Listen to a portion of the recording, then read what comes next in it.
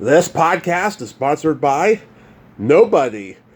Hey dudes, welcome to Splat from the Past, the only 80s themed horror and sci-fi show where things can get totally radical. Now, I am so excited. Today is New Year's Eve, and we are going to go out with a bang today because Rachel Klahr will be returning to the show, and we are going to do my first ever year in review show. We're going to talk about my favorite, least favorite, and mixed feelings interviews that I did in 2023. And they're all handpicked by me. And it's going to be a great conversation today. I can't wait. You know, I love doing these New Year's shows with Rachel. This is my third in a row. She's been on overall 5 times. And I just adore her. It's going to be a great show today. This is the last recorded show for 2023. What a crazy year it's been, you know. I kick off 2024 with some of my favorite people returning middle of next week, and we're going to nerd out on the entertainment of our youth, and I've got a few surprise guests as well. Also, rest in peace Tom Wilkinson, the very talented British actor. First time I ever saw him was in The Full Monty, and he was so brilliant in it. What a sad loss. My heart goes out to his loved ones. Rest in peace, Tom Wilkinson. So yeah, here is my new interview with Rachel Klahr. Hey Rachel, welcome back. Here we are again on New Year's Eve. What's up? You know, just chilling. Glad to be back for, is this the 4th time? 5th. 5th, good lord. It seems like I enjoy our tradition of a nice call on New Year's Eve and getting to do whatever we want with your podcast. It's been fun for me. I hope it's been fun for you. Oh, it has. It has. You know, that's why I have you back every year now. And this is my first year in review show, so let's dive right in. Oh, this is going to be fun. Let's do it. Yes. So let's start with my favorites I did in 2023. You've listened to them all, so my listeners out there know. Susan Cowsill. Now, she was everything I had hoped she would be. And this interview was 18 months in the making. Back in 2020, I interviewed her brother Bob. He was such a gentleman and a great guy. Then a year later, they launched the Cowsills podcast. I emailed Bob about having him and Susan and Paul come on, and he didn't respond. So then later that year, I don't know, there's something about Susan's charm that made me want to have just her on the show. So I started DMing her on all her accounts, and the messages went unread. So then I did something that I rarely do. I DM'd her husband, Russ, who's a great guy. And that was around March of 22, after several months of trying to make the connection. And he told me they were super busy with the launch of their new album coming out. Plus, they had the tour to start soon. But he said he'll make it happen. So 9 months go by. I checked in with him every couple of months. You know, I didn't want to scare them off because I was super busy with other interviews and so forth. And then I checked his other replies, and something I didn't realize before, he thought I wanted all 3 of them, not just Susan, right? So I let him know that I wanted just Susan, and then he was like, "Oh, sorry, Tommy, I thought you wanted all 3. Okay, I'll set it up." So a month goes by, and we finally made it happen. So now I ask you, what did you take away from this one? You know, she was really sweet. I listened to all the shows that you wanted me to listen to talk about today. Mm-hmm. And I really am not familiar with a lot of these people. Mm-hmm. So I would say of all the interviews, I thought she was the most endearing. Yes. I felt like there was really good chemistry between you guys. She was very, what's the word I'm looking for? Personable. Mm-hmm. When she was speaking to you. it just to me was an all around good interview. She was engaging. She was informative. What band was she in? The Cowsills. See, I've never even heard of them. So that just goes to show how different, like, and maybe I have heard of them and just don't know it. But even when I was listening, I'm like, I don't think I know who this person is. But she was just super sweet, and she was so nice. And I really felt like listening to that interview that she could be like my friend, and I could call her up and, have a conversation with her, which was nice. That's kind of what you want in an interview. You want to be able to connect as a listener, and I felt like I connected with that interview. Yeah, doing the podcast with her brothers, she has been very G-rated, but if you go listen to interviews she's done over the years, she's got a real potty mouth on her, and I was expecting that for this, but it didn't happen.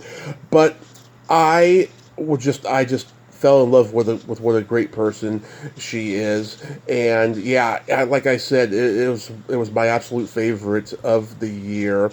I love how she was engaging, and what a great sense of humor she has. I brought up John Stamos' belly button, which, he's got a book out now, and I'm hoping he goes back on their show and she asks him about it. I really do. That's so funny. I forgot that she did talk about John Stamos' belly button. Yeah. I tried to, I've listened to most of these either at work or in my car, so it was really hard for me to, take notes, because if I'm at work, I really can't, I'll listen to a podcast and then I have to pause it and take a phone call or whatever. So it can be a little bit distracting, but I was like, I've got to get these listened to. So I think I ended up listening to that one and the next one at work. And then the other ones I listened to in the car when I was driving down to see my brother.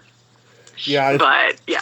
It's better to listen to, the not so great ones in the car. Yeah, which we'll talk about some not so great ones also in the course of the next hour. But Susan was really lovely. I mean, just for somebody not knowing who she was, really not having, and like I said, I really don't know who a lot of these people are. I mean, I know some of the movies that they've been in and whatnot, but I can't put a face to the name. And, maybe that's my bad and I should have done a little more research, but that's okay. It's okay. But in Dumb and Dumber, when Jim Carrey's having that fantasy that he's with Lauren Hutton or Lauren Hawley, and he does the karate with that chef, in the restaurant. That song that they do, the Rain, the Park, and the Other Things are playing in the background.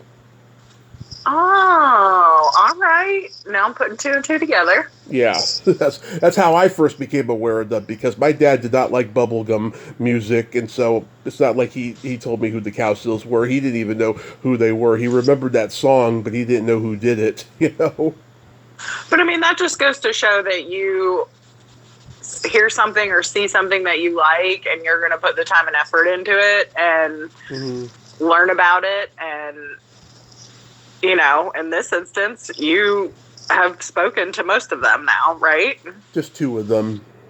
Okay, well, but still, that's pretty good. It's pretty good. It's pretty good. I mean, and I like, I think she appreciated the fact that I was asking about her solo song, Lighthouse. It's very underrated. That's why I brought it up.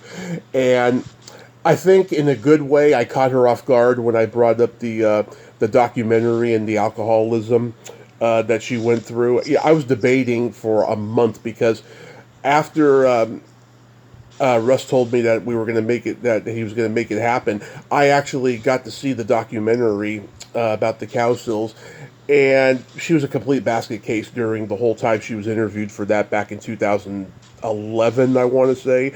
And oh wow, she was going through a lot with alcoholism, which you can tell when you see the interview.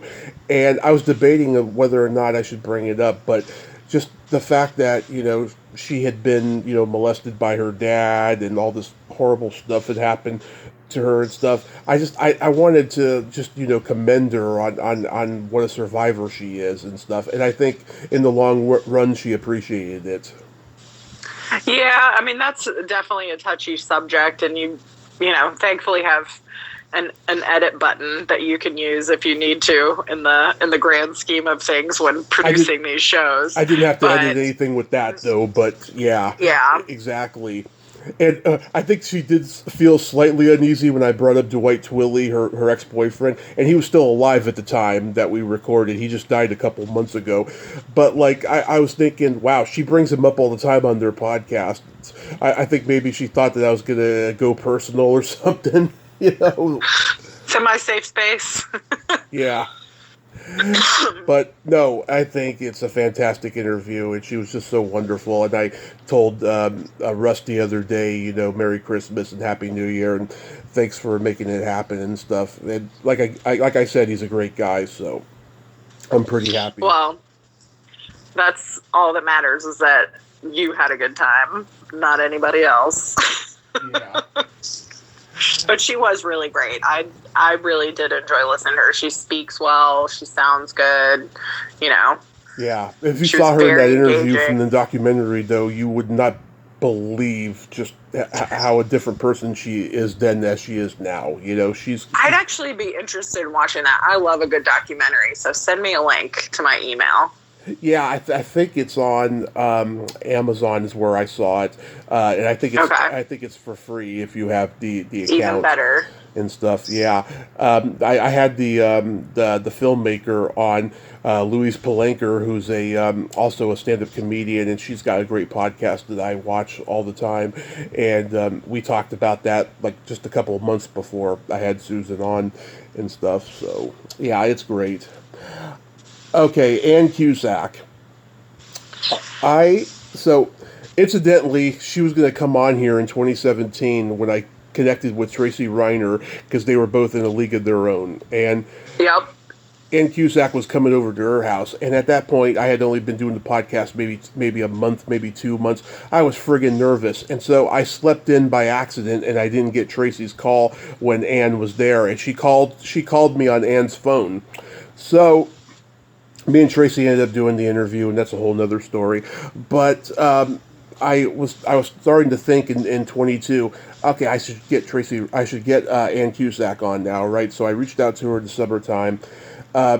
She was super busy. She kept putting it off, and then we finally made it happen when the year began.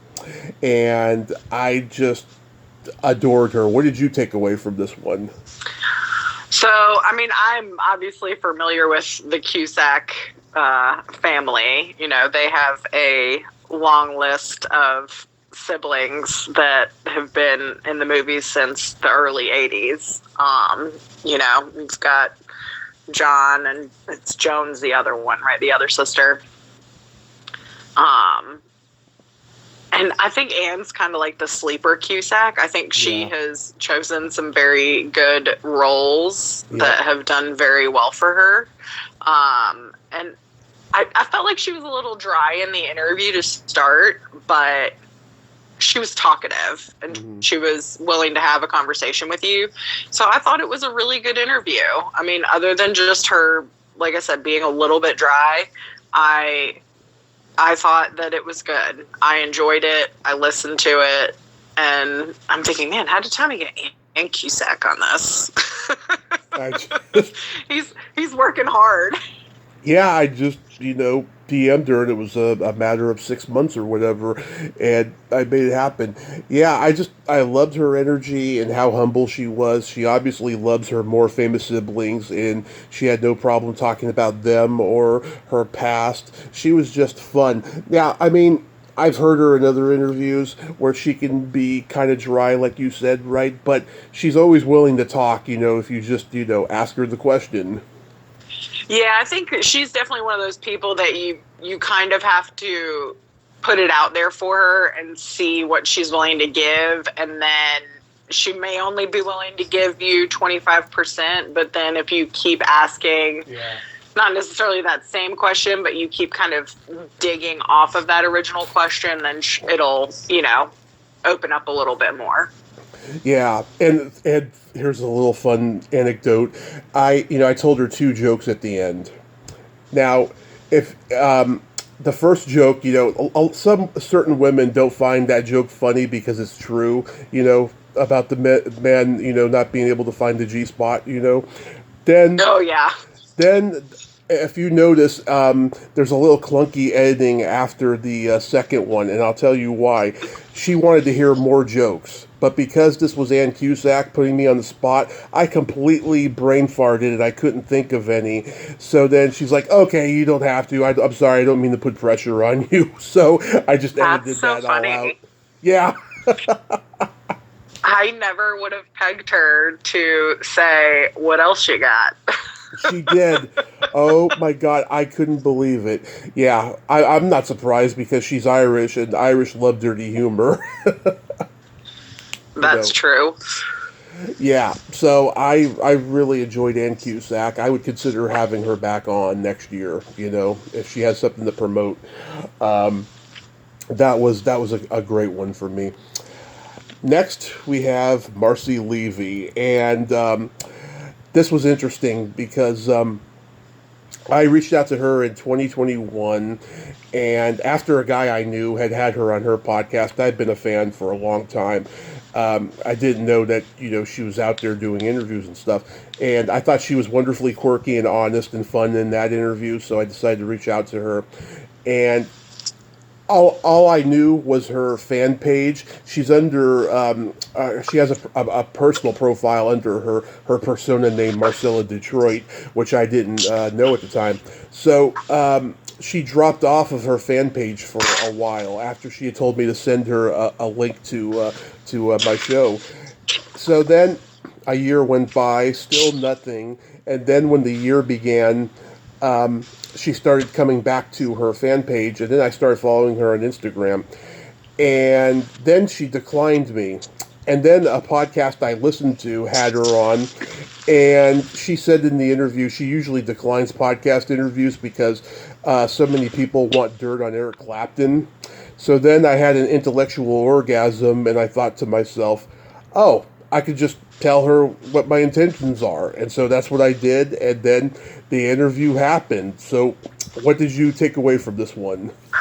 All right. So what is this, the fanny band lady? No, that's June Millington later. That's June. We're still on my favorites. Okay, just checking. Let me look at something.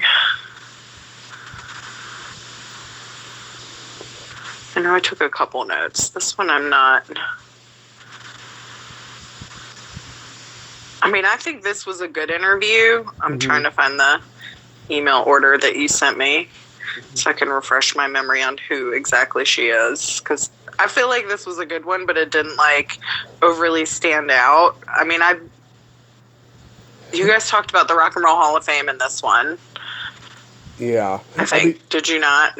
I probably did, yeah. Because I mean, even if she didn't engage with me like Ann Cusack did, though, it's still a great interview. It still is fun, Yeah, I mean, like I said, I don't remember this one as well as the other ones, but that doesn't mean it wasn't a good interview. It was, one that I could listen to very easily and enjoy. And I do remember her talking about how she goes back to Detroit a lot. Yes. Or she's just, because that's where she's from, she's very connected to it. So she does, like she said, she spent one of her birthdays there recently in the last couple of years, or she tries to go back and do celebrations there because she just feels so connected, which I think is sweet. I think you should feel connected to your hometown. And, I'm sure she obviously doesn't live there anymore. She's probably is she in California or New York, one of the coasts? She's in LA, yeah. Yeah, so, I mean, it was a good one. I just don't remember enough about it. I mean, if you've got some highlights you want to go over, it might jog my memory. Well, it's funny, the song that she did for Short Circuit with what's his name. I have always loved that song, and I always knew that I was gonna talk about it when we talked, and she could tell how enthusiastic I was about that song and how much I loved it. And I asked her, if it's a faith-based song because it sounds very religious and everything. She honestly didn't know and stuff, but that was my favorite part of the conversation. It was Max Carl who she sang it with. He wrote the song, and let's see, I love that. I love just her honesty and her passion for what she does and stuff. It's funny. I didn't want to go into the whole Shakespeare sister feud and stuff, even though she kind of talked about it a little bit at the end there. I didn't want to, engage in it because I've heard her engage in it so many times that I just didn't feel like it was necessary, and it was already a long interview, anyways. And yeah, and then it was the last day of June, so it was the last day of National Belly Button Day, and she had no problem telling me that she had an innie and that her husband told her to get rid of the piercing. That's funny. That was great, yeah, and yeah, and we talked about Alice Cooper, and she sang Yep. on this really dark song on his album, Millie and Billy. These two cannibal couples. It was great. Yeah, so I really liked that interview. It was better than I thought it was going to be because it was so difficult to get her on. I mean, I can only imagine the hoops sometimes that you have to jump through to get people to say yes to coming on a podcast. And I think that probably goes for most celebrities. I feel like they're probably not like saying yes to every single person. So, I mean, good on you for getting it and doing it well. Thank you. Now we get to the least favorites. Mark Gruner. These ones I do remember. Yes. So it's funny. I started making lists of who I wanted for 23, middle of last year, and I realized Fantastic Planet was turning 50, and I had never had anyone on it before. And that cartoon movie totally mindfucked me when I was 3, and I never forgot it. So I wanted to get a voiceover person, from it. And the fact that he was in Jaws 2 was a plus because I had a few people on from Jaws 2 before. Even though it's not as good as the first Jaws, I still liked it. I watched it a lot as a kid, so I decided to DM him. Now, he seemed nice enough in DM. Everything was great. Then disaster struck. And before I go there, tell me what you think. So, I went into all of these with an open mind because, like I stated earlier, I am not familiar with a lot of the people that you interview.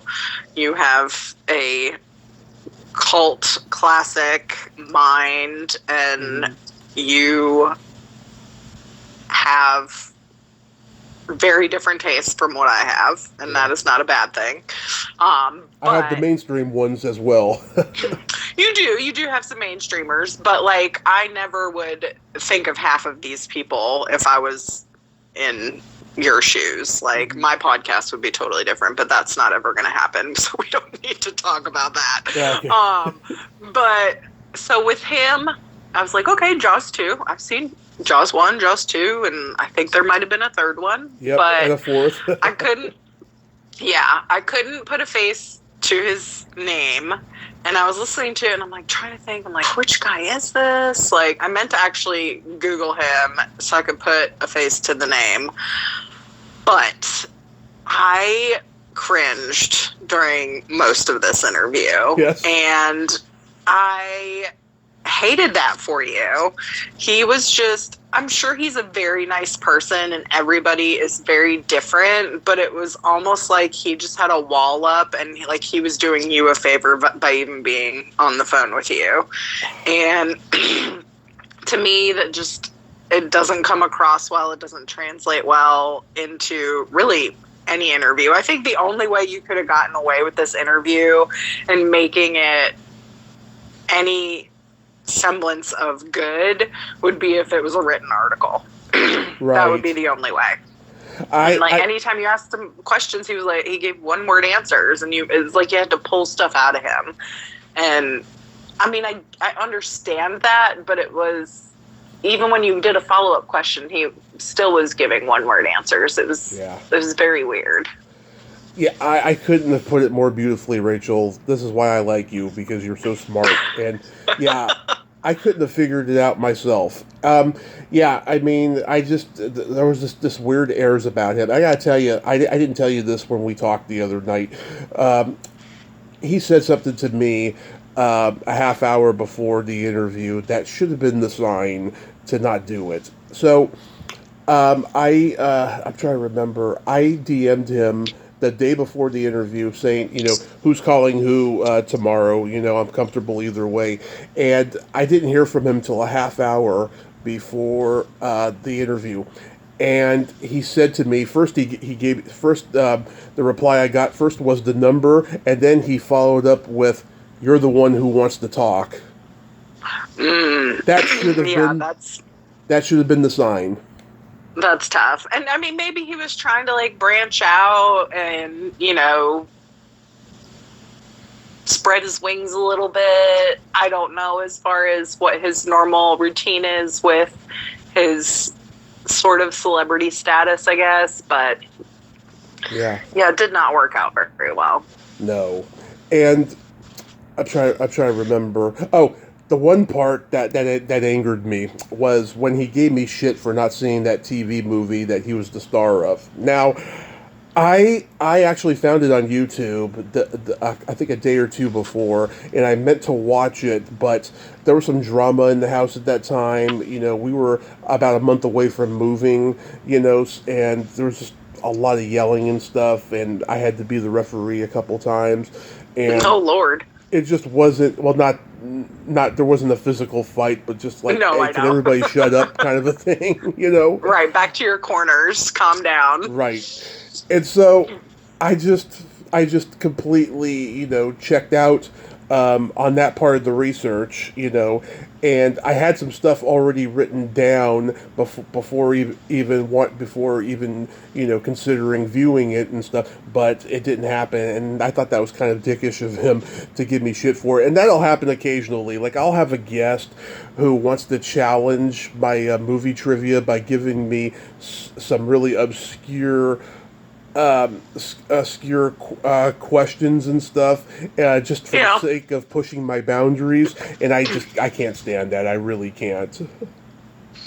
I mean, I think, if the shoe was on the other foot for me, like if I was the celebrity and doing an interview, I'm sure you get asked a lot of the same questions all the time. And I get that. But you also have to realize like where you are in your career, like what's happening. Two, how old is the person that you're speaking with? And three, like, just be a decent human being. You don't have to, make somebody feel bad for not having read every single bit of information that is on you, because you have to consider the technology that we have out there. You have Google, you have IMDb, you have Wikipedia, you have so many different sources. It's not like when we were kids and you had to do a research paper and you went to the library and you opened the Dewey Decimal System to figure out where the book was on that person so you could, write your paper on, JFK or, Martin Luther King or whoever the person was that, you had assigned to you at that point in life. So there's so much information out there and there's a lot of misinformation, but you can't expect somebody like that is interviewing you to know every little bit of information about you. I think that's just ridiculous and a little bit pretentious, in my opinion. Oh yeah, and also too, I remember doing some research on the Three Stooges when I was in high school for something I was doing in a class, and there was very limited.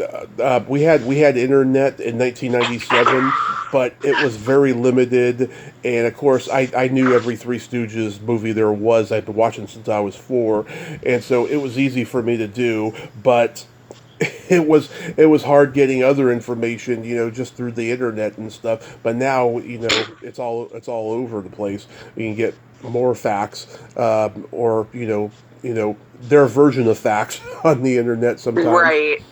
Yep.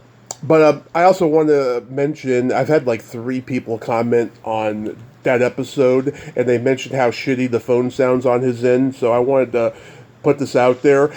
During the month of April and May, a lot of interviews sounded really shitty because we had really bad weather up in Reading, and we had some connection problems, you know.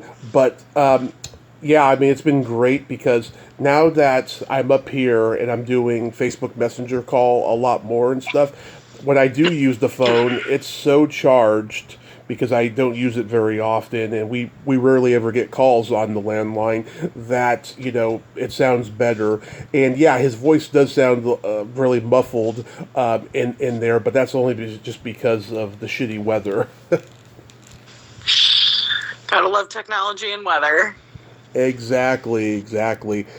Next is the infamous Fanny interview with June Millington. Oh my goodness. I can't wait to talk about this one. Yeah, go ahead. Tell me first what you thought about it, because it doesn't have a really big origin story. Go ahead. Well, so, I mean, I don't know the band Fanny. This is the first time I've ever heard of them. Like, but I think it's very cool and endearing that you have these, like, classic rock style ladies on, because, you know, Susie Quattro is another one that we're going to talk about here down the line. Next. Yep. You know, these are women who played a very large role in the history of music, and I honestly was looking forward to it because I was like, oh, she's going to have some really good stories. She's going to have a lot to say. She's going to be just fun. And it was, at first, I was like, okay, you know, we're getting into it. All right, yep, all right, questions, answers, okay. And then all of a sudden, it just was like, anytime you tried to put an opinion on anything, because, I mean, obviously you and I were not growing up in the same era that she was. Right. You know, totally much younger. You know, we weren't there at the time. And you had made a statement on what you thought things were like at that time in the music scene. And she was like, why do you think that? Where are you getting that information from? Like, it just all of a sudden something happened. I don't know what it was, but she did not want to feed off of the things you were saying. So like, if I was her, all this is opinion and everybody's different, whatever, and I'm not bashing anybody, but when you made those opinion statements about the music scene, I would have been like, yeah, I mean, I can see where you think that, but it really was like this. Like, she just was very aggressive in some of her answers and trying to tell you that you were wrong. And the one thing that it really just sunk the interview for me was when she started talking about her book. Yes. Like, she just was like, well, haven't you read my book? And again, back to my point earlier, you can't expect somebody to have done every bit of research on you. Yep. You can't expect that every person that interviews is going to want to read your book, and two, has the money to buy your book to read it. So instead of being aggressive about, well, you need to go to my website and you can only order it off my website because it's a charity site or whatever, blah, blah, blah she was talking about, like, she should have just offered up the stories. Like, I get plug yourself, like, totally, you know, be like, well, hey, Tommy, you know, have you heard about my book that I read or wrote? You know, you should really check it out, but let me tell you a little bit about it and tell the stories. And she did not want to do that. She just kept plugging her book, and it really drove me nuts. Yeah. Oh, okay. So, first off, you know, I love women pioneers in show business. I've talked to musicians and comedy writers that are women, and I just love, you know, how aggressive they were and how they got in, and you know, back then it was such a man's world. I just love that. I give kudos to them, you know. And yeah, I had seen June do a couple Zoom podcasts where she was very charming, very funny, was a force of nature in them, but not quite like what I experienced. And so I thought she would be great because I do like Fanny, I do like their music, and that's why I wanted to talk to her. Yeah, so the point I was trying to make, but I lost my train of thought because she was so combative, and I was shocked at how uh, combative she was. You know, I wanted to say, you know, back then, you know, San Francisco, the whole hippie community was about brotherhood and looking out for each other, and the business part was sexist. But I didn't really get to say that, and so I was shocked at how bitchy she was being. So then I thought to myself, okay, I gotta cover my ass or she'll hang up on me, you know. So that's what I did, and yeah, with the book thing, yes, I've had several people do that, especially when I first started, early on when I first started. I don't get it as much anymore because now I'm honest with them and said, you know, I haven't read the book, but I plan on doing it, but I'm a true fan, so, you know, I'll tell you the best of my ability of what I know. But like I had Nicholas Meyer who directed Star Trek 2 and 6 back in 2020, and that's the worst interview I've ever done because he was like that. And that interview started off good. He called me Tom. Everything was good, but then it just became a disaster.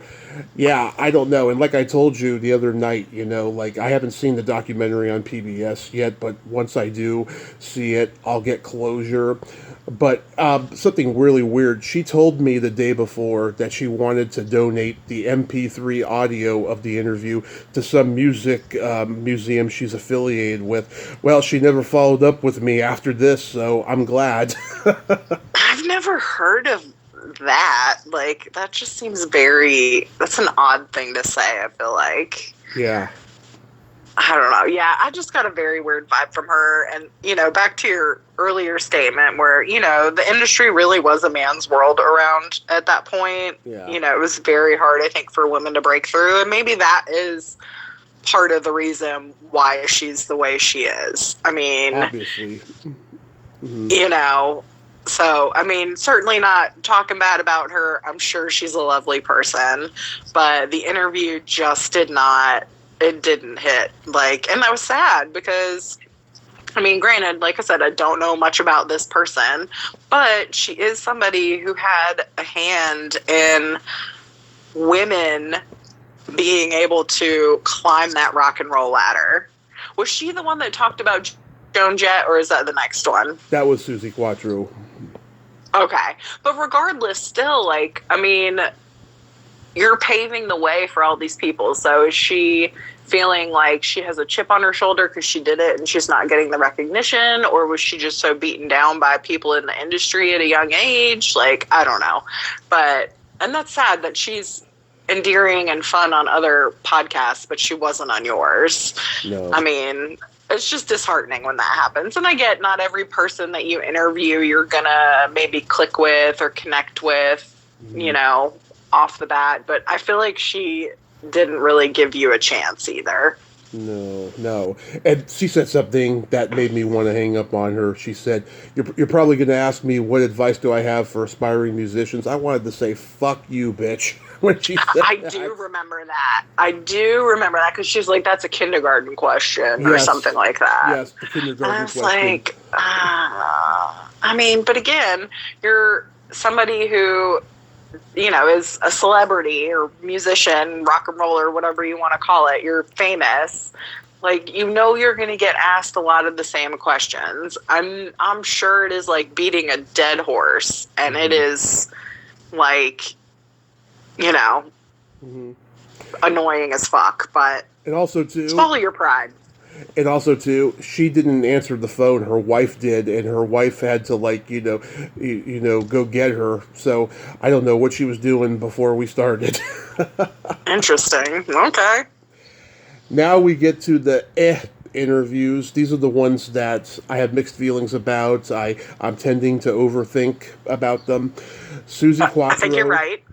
Susie Quattro, the legendary Susie Quattro. I was excited when she read my Facebook DM, but it was 6 months before the interview happened. And in email, she showed very little enthusiasm, but once I told her I wasn't a journalist, then she scheduled a day and a time. And I read on her Wikipedia like a day or two before, she doesn't like journalists, so that was a plus there. And she kept rescheduling, but we made it happen. So tell me what you took away from this one.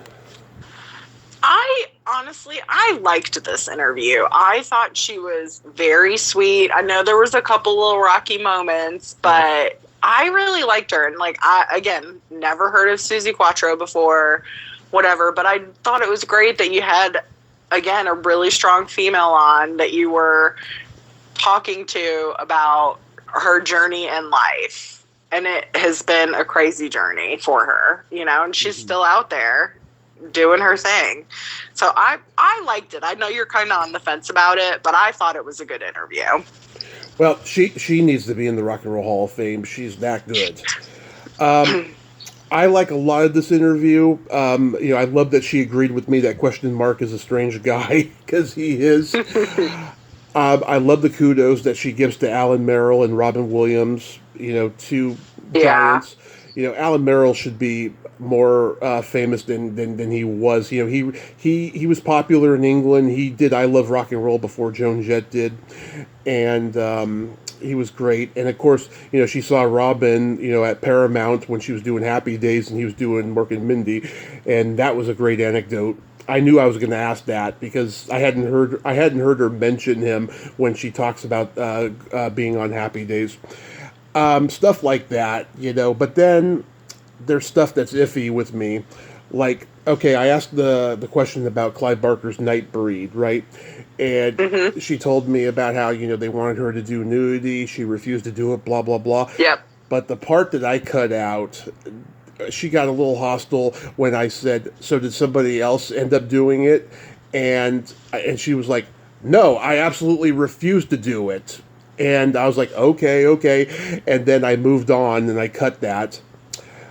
And so I felt there was a little bit of tension there. And then there's the part where, I asked her if she ever thought about starting her own podcast, right? And she told me how difficult it would be, especially now because there's so many podcasts. Well, the part that I cut out after is like I started telling her about how, when I started my podcast, there were a lot of them, but not as many as there are now. And instead of engaging with me, she's like, hey, I got to go in 5 minutes. Is that okay? And I'm like, okay. And then I think that when I brought up her niece, Sherilyn Fenn, that I don't think it was a good thing. I would agree. I forgot about that part. So who is her niece? Like, what is she in? Okay, Sherilyn, she was a knit girl for a while in the 80s and 90s. She was in one of my favorite cult teen movies of all time, Just One of the Guys.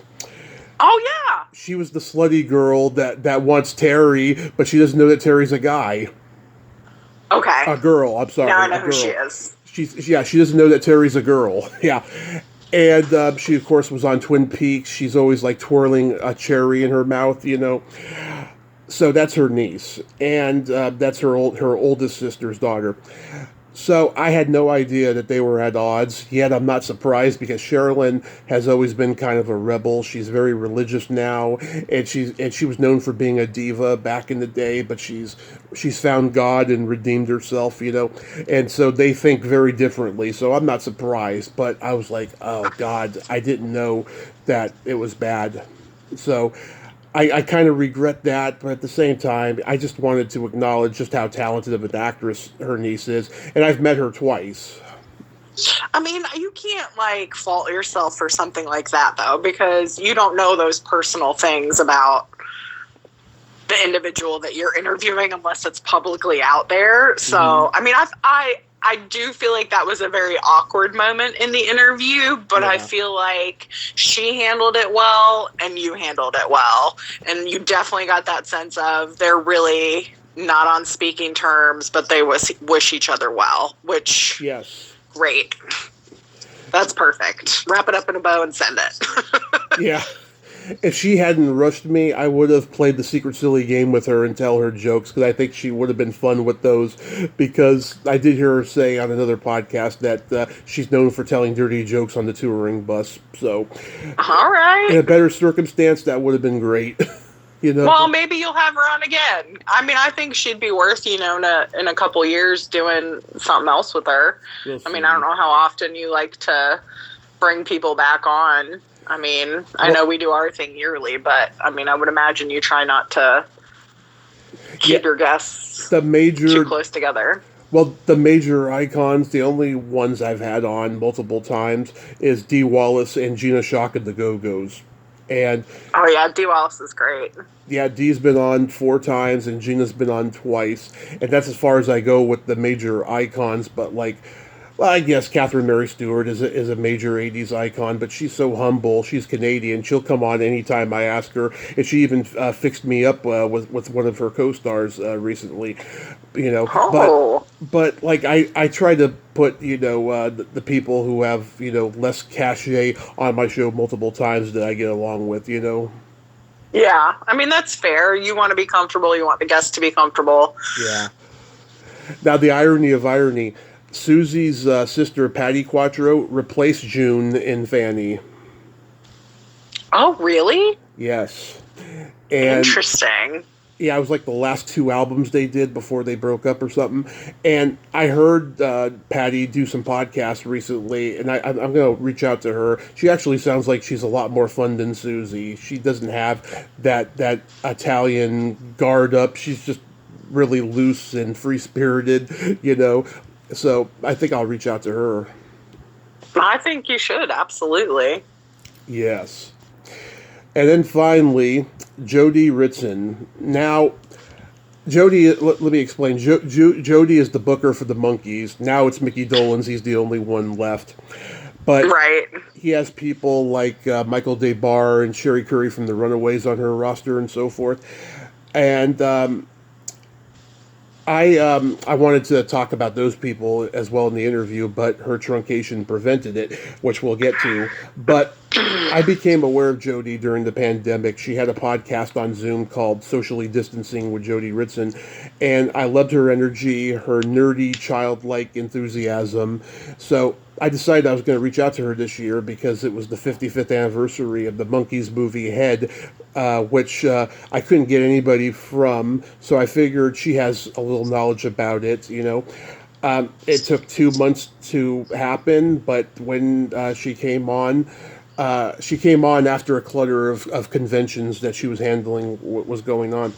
So the day of, I thought our interview was going to be at 12 p.m., but it was actually 11, and this was like during, pre-moving time.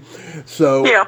I completely brain farted. I woke up at 11:30. I got a message from her saying, I thought we were starting at your 11 time. It's 11:30. So I got up, I peed, I made coffee, and started the interview. And she understood what was up, so everything was all good. So what are your thoughts on this one? So let me ask this question. Mm-hmm. Who does she manage anybody else other than Mickey from the Monkees now? Well, yeah, the ones I just mentioned, Michael DeBar and Sherry Curry from the Runaways. Okay. Yeah, and probably people I'm not aware of yet that I don't know. Yeah. Okay. So I thought it was an interesting pick to have her on the show. Mm-hmm. I grew up watching the Monkees. I know it's a little bit before my time, but like you said, it came on, was it on Nick at Night or whatever it was? Nick at Night and MTV, yeah. Yeah. So my older cousin Karen, mm-hmm. she would come babysit us sometimes, and we would watch the Monkees. Yeah. And I loved the Monkees growing up. I had such a crush on Davy Jones. I was like, he's the cutest thing ever. Same here. I love their music. Like, they're great, And the show was super funny. Like, they really, they kind of, I think, started the whole cross genre thing for rock stars, kind of, in Yeah. my eyes. I mean, I don't really remember any other. I mean, you've got like the Partridge Family and things like that, but I feel like the Monkees just did it a little bit differently than anybody else and really Yeah. kind of opened the door to other things for other musicians, Yeah. from that point on. As far as she goes, I felt like she could have been a little bit more into the interview. I felt like the whole time she had one foot out the door. Now that you're explaining to me there was a miscommunication in timing, I can see why she kind of had that mentality going into it, but I just felt like she could have given a little bit more. Yeah, my thoughts are okay. I think the first 25 minutes is great. She nerds out with me on the Monkees. Yeah. The one foot out the door thing. I think it was kind of. I think it was partial. I think it could partially be because I was late, but it could also be for what I'm about to say. There were two things. Oh wait, was it two? No, there was one thing I cut out, and one thing I left in. Well, the one thing I cut out was the part where she told me about Butch Patrick, getting her into the con scene and all that stuff, blah, Yep. blah, blah. Well, I told her my experience with Butch interviewing him about how he was the first person I talked to who had had a car accident, like I had had a car accident, that didn't want to talk about it. And I can't remember what her response was per se, but the reason I cut it out was because it just didn't flow nice with the interview. Yeah. It wasn't anything bad. But then 25 minutes in, when I go on that little diatribe about how I haven't gotten to that level yet where I'm trusted Right. with celebrities that I'm friends with, right? That's when I think things got really awkward.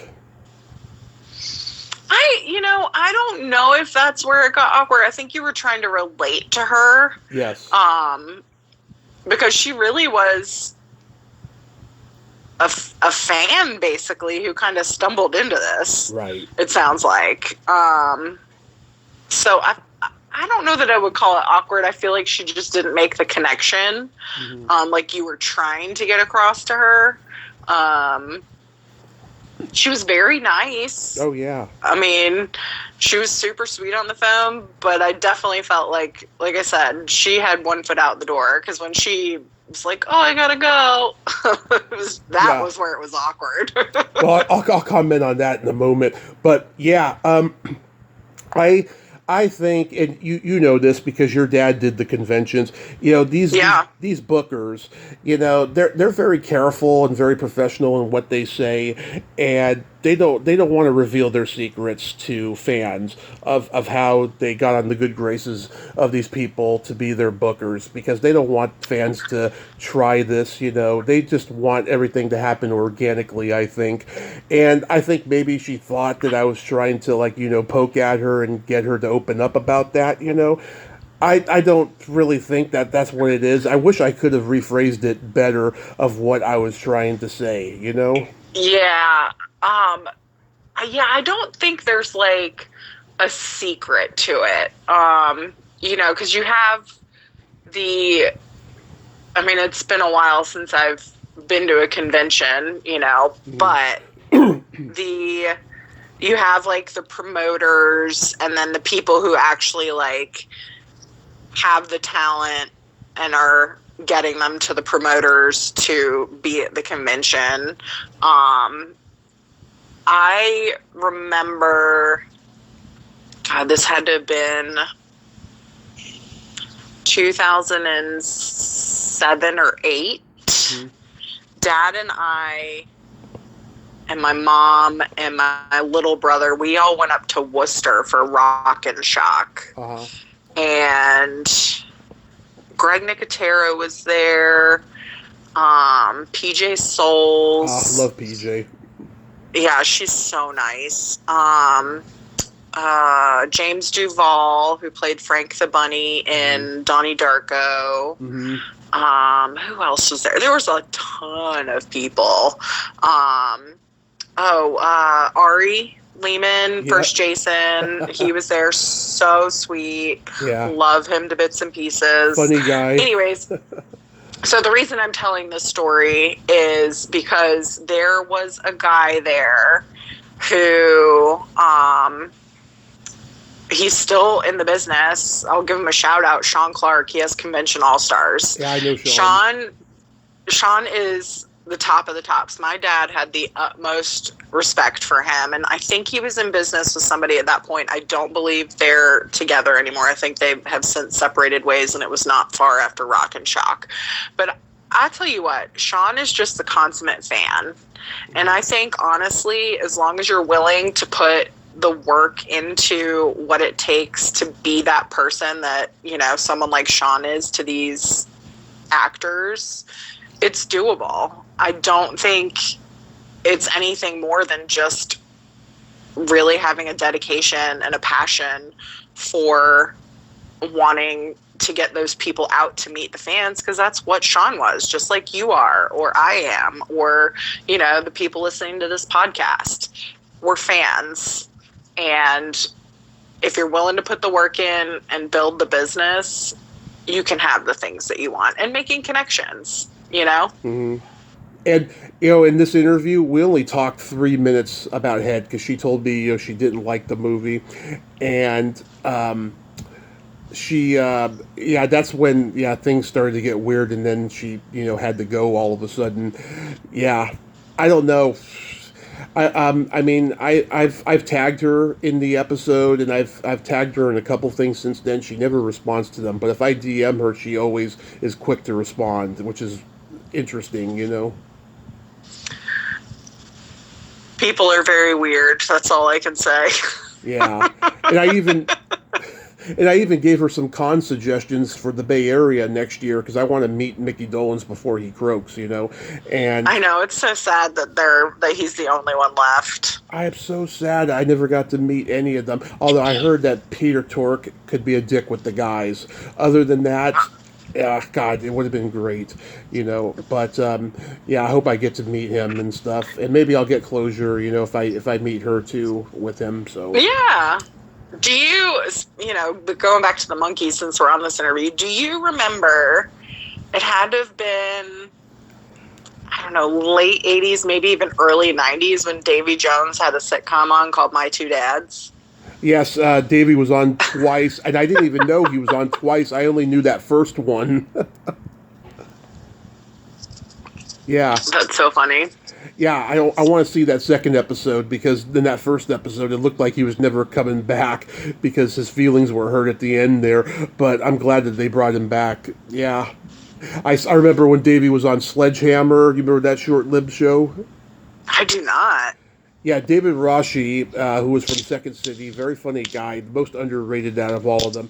He's like a Dirty Harry type. It was a sitcom with a single camera, and it was hilariously funny. It lasted 2 seasons, and then it got canceled.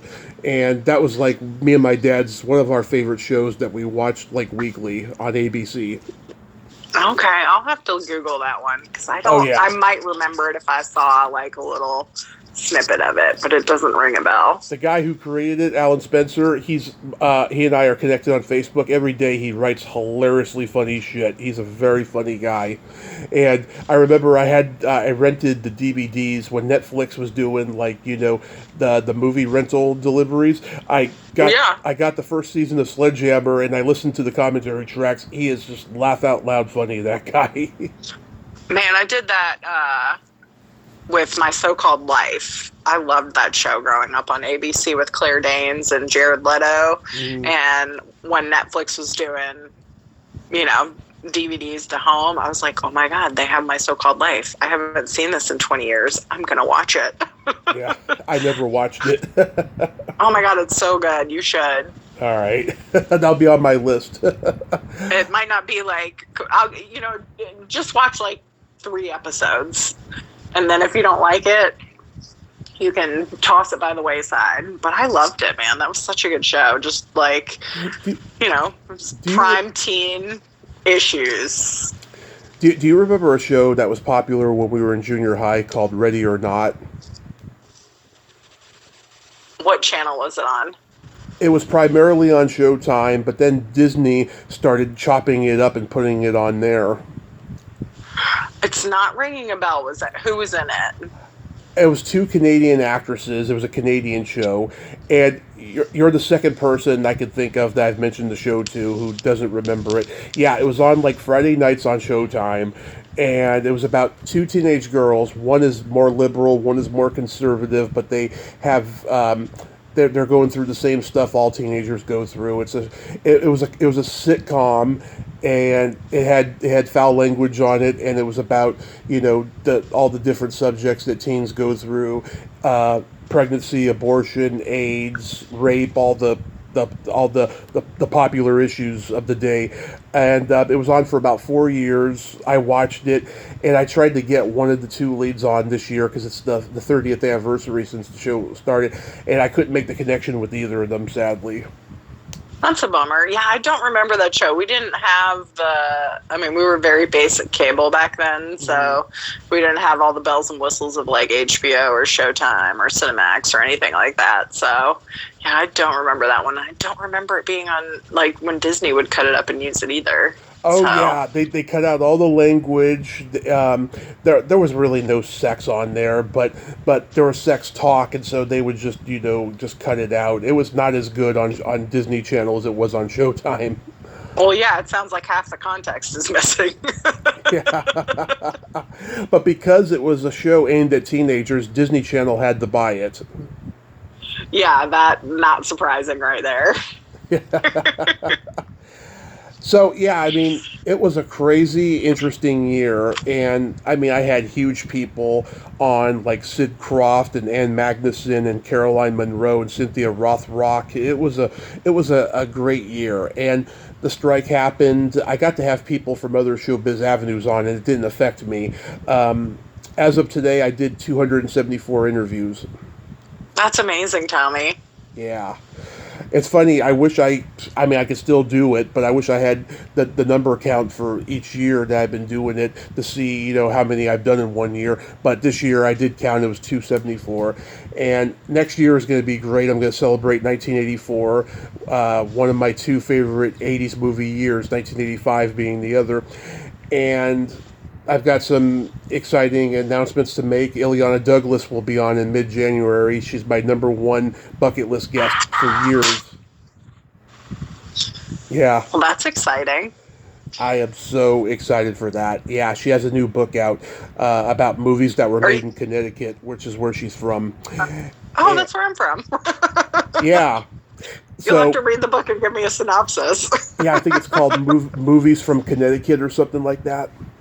Oh, that's interesting. There's a lot that's been filmed up there. Oh, yeah. I so many that I didn't even realize. When I was watching one of her interviews, I was like, wow, I didn't realize that movie was made there, I should do a book called Movies from the Bay Area, because a lot of great movies I love were shot in the Bay Area where I'm from. All right. Name one movie that you love that was shot in the Bay Area. I can name several. Well, I know you can, but give me your top three. Harold and Maude. Okay. What's Up, Doc? And, oh my God, what would be a third? Probably one of the Dirty Harry movies. Okay. Yeah. Who doesn't love some Clint Eastwood? Oh, yeah. My dad loves Clint Eastwood movies. We would watch them while my mom wasn't home when I was a kid, because they were all R-rated. Have you ever seen Chattahoochee that he did? No. So it is a movie that he did with Gary Oldman. They're in some type of a mental hospital, but my dad's in that movie with him. Oh, wow. I gotta see it. Yeah, they filmed it in Columbia, South Carolina at the Bull Street Sanatorium, which has been abandoned for decades. But there's a mental hospital in downtown Columbia, South Carolina, and it's, when you drive by it, it's like these, 15 high-foot brick walls. You can get into the property, obviously, because it's, old and decayed, but, it's an interesting piece of history there at Bull Street, but that's where they filmed it. Yeah, I haven't been too in touch with his newer films and stuff. I'm surprised he's still making movies at 93, You know what? God bless him. I will That man, I don't know how he does it. Mm-hmm. I don't know if he has some doctor that gives him magic shots to keep him going. I mean, I'm 41 and I feel like 93 some days. So, Same here. But I tell you what, he's so creative. He's a phenomenal actor. His son's a beautiful person to look at. I'm not sold on him being an actor yet, but yeah, I mean, I think he's just going to be one of those people that'll be talked about in history forever. I mean, he's just done so much. Of course, he's outlasted so many of his contemporaries of that generation. I mean, I heard Nicholson has dementia. Redford barely does anything anymore. He's barely ever at Sundance anymore. It's sad. Yeah, I mean, a lot of those guys, are not that active, but he's just he keeps going. He's like the Energizer Bunny. He's durable, Yeah, that was like Paul Newman. Phenomenal actor, and really like a piece of cinema history is Paul Newman. But he lived in the town next to where I grew up in, and I never saw him out and about. But I mean, we would always see his property when we drove through Westport, and he did a lot of really good things, even though he wasn't physically out and active in the community or in the industry. He did so many amazing things with his charities in his later years in life, and has just set up a lot of people for a lot of good, which is I think humbling and gracious. Absolutely. I also want to acknowledge some guests who passed this year. There was a guy named Steve Barquette who made a movie called The Aftermath in the early 80s. He wrote that with Stanley Livingston of My Three Sons when they were in college. And I met Stanley back in August at Comic-Con, and he got very choked up talking about Steve. I told him about the interview and everything. Steve's family reached out to me within 24 hours of his passing and thanked me for that interview, because now they can hear his voice, a lot longer now. Yeah, that is a wonderful gift that, especially with technology these days. I mean, when we were growing up and phones first came out, you didn't have videos and cameras and all this stuff, and we didn't have social media and whatnot. But it is a wonderful gift that you can give to somebody to keep somebody alive, like in their perpetuity, so to speak. So that's a wonderful thing that you did, and a wonderful gesture of the family to send that to you. I love that. Yeah, they didn't even know that he did the interview, but they found it. They were just like, I wonder if Dad did any podcasts, and then they found that one. Oh, that makes my heart happy. I love that. Yeah. And then Dan Greenberg passed last week. He wrote 2 sex comedies I grew up on, Private Lessons and Private School. I was trying to get his ex-wife on. She co-wrote Private School with him, but there was a little bit of a resentment there. I don't know if it'll ever happen, but she informed me that he had passed, and so I shared the episode on her son's like a pretty prominent journalist now, so I posted it on his page. Haven't gotten a response back yet, but I hope he listened to it. We will keep our fingers crossed. Yes. So I'm curious, Rachel, what do your family think about you doing these podcasts with me? They're really supportive of it. For me, it is out of my element and a fun thing to do. I'm not somebody that enjoys attention. Not that this gets me attention. But you had both my brothers on after my dad had passed away, and then I think we connected a little bit more than you and my brothers did, which is totally fine. Yeah. They're not jealous at all. And I mean that wholeheartedly. They're not.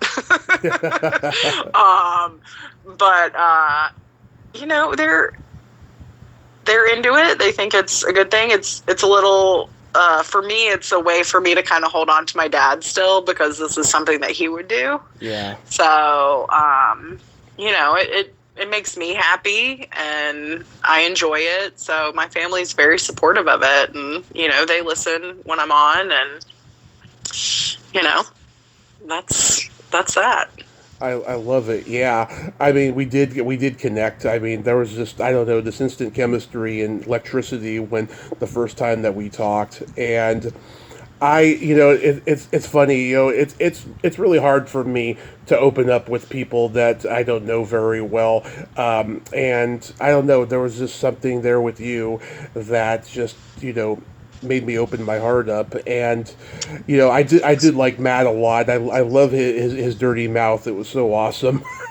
You should, honestly, I will say this, you should have Matt on one time where it's just you and him, because I think Matt will probably have you peeing in your pants.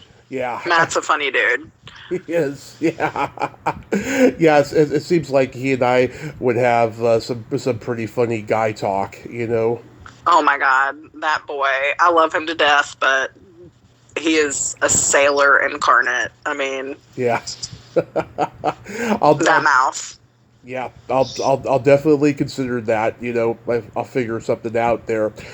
But Well, so Matt's a great guitar player. yeah, Matthew's an amazing musician. So if you've got like some musically inclined stuff you want to talk about, he's the boy to do it with. oh, awesome. Yeah, I love talking about music. Obviously, that's definitely something there. Who should I interview from the Romero camp next year? Because I really want Terry Alexander. He said. Oh, I love Terry. Yeah, he said. Terry's my fave. He said yes back in 2020, but then said I had to wait a while. And then about a year and a half ago or something, I tried back, and he said no or something. But I really want to try to make it happen. Definitely Terry. He's amazing. He is. The last time I saw him, Dad and I were in Manchester, England, doing Weekend of the Dead, and he sat right next to Dad and I at our tables. And it's if you've not Googled Weekend of the Dead, it's a UK Romero themed convention. That's all they do is Romero. I know people. it. Yeah. So it's very small. It's very intimate. I mean, every waking moment is spent with fans, which is amazing and crazy all at the same time. And Marcus and his buddies and his wife do an amazing job over there putting it together. I think I feel like they're coming up on 10 years of doing it, or very close to it at least. Yeah. But yeah, if you have not been able to talk to Terry, connect with him. If you need me to send him a message to get on the show, I'll be happy to do that. I will shoot him a message on Facebook and say, hey, please talk to my friend Tommy. That would be fantastic. Yeah, we can get that in the works. Like I said, the other day, Cairo was great. That was a fun conversation. You should listen to that one. It was funny. Okay. Yeah, I mean, let's see. There was God, who was the zombie kid on the roller rink. I was trying to get him at some point this year, but I wasn't able to make the connection. Christian Dryden is his name. And then not familiar with that guy. Yeah, and then it's funny. Dawn's my favorite out of all of them. Right, I have the most guests from that movie, but Did you like the remake of Dawn? I did, but it was definitely not the original. I mean, nothing's ever going to be the original, but I thought they did a good job with the remake. Yeah, I liked what's his name in it, Matt Frewer, Max Headroom. I was happy because by that point he had disappeared for a while, and I was like, oh great, there's Max Headroom, he's back. And then what's his name? Was it Isaac Hayes who was in it? It was Ving Rhames. That's who it was. That's who it was. So I was like, what's that? Yeah, no, it was Ving Rhames, and he made a Shaft reference, so that's why I thought Isaac Hayes. Yeah. I liked Ving Rhames in that. I thought he did a great job. Well, he's great in everything. That's true. Pulp Fiction, Striptease. Oh man, he's like, I'm George Bush. Wasn't he in?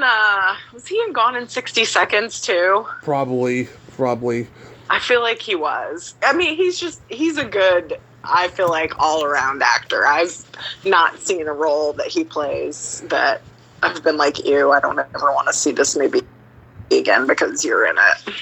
People don't know this, don't realize this. Gone in 60 Seconds was a remake. It was a 1974 redneck car chase kind of a movie, and it actually did very well when it came out. But like it's like faded into obscurity because there's no stars in it. I did know it was a remake, but I have never seen the original. I might actually have to check that out. Neither have I. I've actually just learned that in recent years. And I'm not surprised because, Hollywood likes to remake everything or steal from other sources, Oh my God. I'm honestly, I went to the movies over Christmas with my niece and nephew and a bunch of family. And we went and saw Wonka. Mm-hmm. Because, we've got kids with us. And it was not good. I know it's supposed to be like a prequel to the Gene Wilder Willy Wonka. Yeah. But I just could not get into it. I would have rather taken a nap for like an hour and 50 minutes. I liked the 2005 Johnny Depp Willy Wonka. My brother and I, we went to IMAX Theater in San Francisco to see it, and I was like, wow, this is actually pretty cool. I didn't mind it. I think it's tough when you grow up on, the Gene Wilder Willy Wonka and the Chocolate Factory. That is a timeless classic. And then to your point of Hollywood trying to remake everything and not being original, like, okay, well, what can we do now? Let's do a prequel to Wonka. Like, it's just not going to be the same. I appreciate it. I think there probably is a generation that will enjoy the movie. My niece and nephew kind of were 50-50 on it. There was nothing spectacular about it. But it would be nice to see movies go back to, like the 80s and 90s. I feel like there was some really killer movies back then. Yes. I mean, people like me are keeping the old ones alive, thank God, because people are forgetting stuff, and it's really scary. It really is, because there's all this information out there on the internet and stuff, but people are just talking about what's new, what's fresh, all of that, There's so many good, not just films, but television that came out of the 80s and 90s that, like, I have a friend who is the sweetest thing in the world, but she will not watch anything that looks old. Like, so if you, unless it is like Pixar Vision or 4K, she doesn't want to watch it. So, literally, she's only like, I think maybe 6 years younger than I am. So she's at, early to mid 30s. But she's like, I won't watch Home Alone. I won't watch, I'll be talking about, The Breakfast Club and Mystic Pizza and Say Anything. And she's like, no, I won't watch those because they look old. I'm like, you are missing out. I love you dearly, but you are missing out. These are pivotal movies of our generation. Say Anything. I had Ione Skye on, I think a day or two before you and I did the last New Year's show, and I think I put it out on New Year's Eve at midnight. That was an interesting, awkward interview. She's very, very shy, but she was lovely, and we had a good time. I can kind of see that for her, though. Mm-hmm.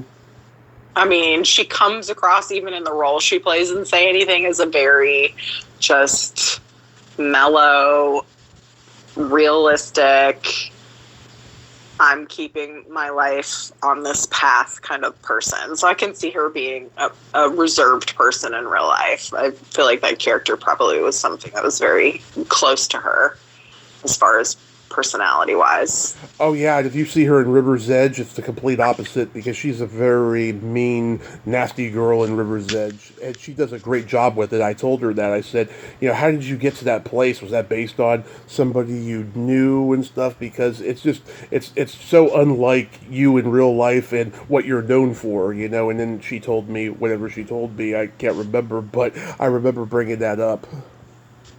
Yeah, that's always been something that has escaped me, and I've not ever been able to figure out, obviously with my dad in the business, I used to, whenever he would have auditions, I would read scripts with him, or if somebody sent him a script, he would read it and then I would read it and he'd ask for my take on it. And, I love the whole industry as far as I would say the dreamy aspect of it. I think the actual aspect of it is probably a lot more sinister and whatnot than I would really like to be involved in. But the idolization that I have of like television and movies, like I think it's amazing, and I've never understood how people can get apart and become something that is totally not them. I mean, I get it if you're in makeup, like Danny DeVito is the Penguin, you know? Right. Like, you have all this makeup on and prosthetics, and you're playing this part, but when it's you, just as a person, looking exactly like you do normally to the public, and now you have to play this, you know, badass action hero, or this beat down homeless person, or a grieving mother, or whatever. Like, it's always escaped me how somebody can get to those parts inside them, because I've never been able to do it. I grew up doing theater and, you know, wanting to follow in Dad's footsteps a little bit, but I quickly realized that was not the way to go for me. Yeah, I mean, same here. I mean, I just didn't like the cliquey nature of acting, and just I just couldn't believe how you know, arrogant actors could be, and just how cliquey they were and stuff. I think that's probably on a subconscious level why I never genuinely pursued it. I was just afraid of the rejection after a while, you know. Absolutely. I can 100% say that is something that I always feared, was that rejection. It's like, you know, well, why am I not good enough? I thought I did a good job. And it is very cliquey. It's all about who you know and how to get your foot in the door. And, just like every job. You know, well, I mean, in some aspects, you're absolutely right. I think when it comes to, you know, life in general, it's all about who you know. But there are ways for you to enter certain things, like the workforce, whether it be corporate America or, you know, getting a job at Verizon or whatever.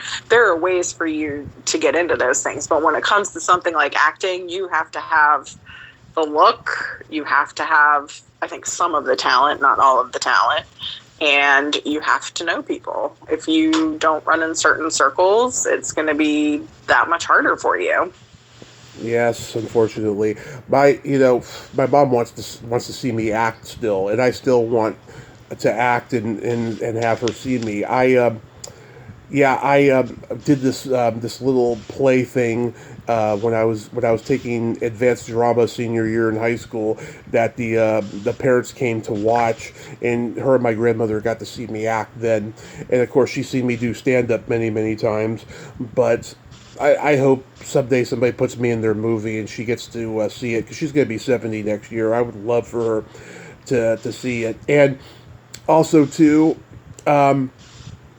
last year a movie came to Reading to be filmed, and they were doing a thing where they needed extra people, and they needed like a big guy to play a security guard with all these other security guards and stuff. She told me to go do it. I wanted to, but this is just before I got diagnosed with diabetes, so I was very lethargic and just depressed and not into it and stuff, and so I didn't do it. You know, people have told me maybe I dodged the bullet, because maybe I probably would have dealt with some divas from Hollywood if I had done it, you know, but I kind of wish I had done it. I mean, I think going in for the experience is really what it's all about. When you're gonna just be like background, I feel like it probably would be a blast. I've never done it, but I've been on enough sets where people have done it, and they all look like they have a good time. I don't know that I'd ever want the limelight of, you know, the starring role, but I would go be an extra in a movie. I think that would be fun. Yeah. So do you have any New Year's plans? So my timer just went off to go check the little rib roast prime rib thingy we have on the grill. And we are out at the farm in the middle of nowhere, and I will probably not watch the ball drop. My eyes will be closed and I'll be asleep well before that even happens. Yeah, me and my mom are going to go shopping in a bit. I got to clean the cat box, which I'm not looking forward to, and probably watch the countdown tonight and stay up. I don't right now. I don't have any interview scheduled till Wednesday, so I'm just gonna Oh, nice. so I'm just going to enjoy things next few days and get my notes prepared on Tuesday or whatever. Do you have any New Year's resolutions? You know, I would really like to say that I do, but anytime I make one, it's usually like go to the gym more, and that never happens. So, honestly, I just want to be happy. I want to pay my bills and live the best life that I can without being an asshole to people. You're never an I asshole feel like to that's a me. good New Year's resolution.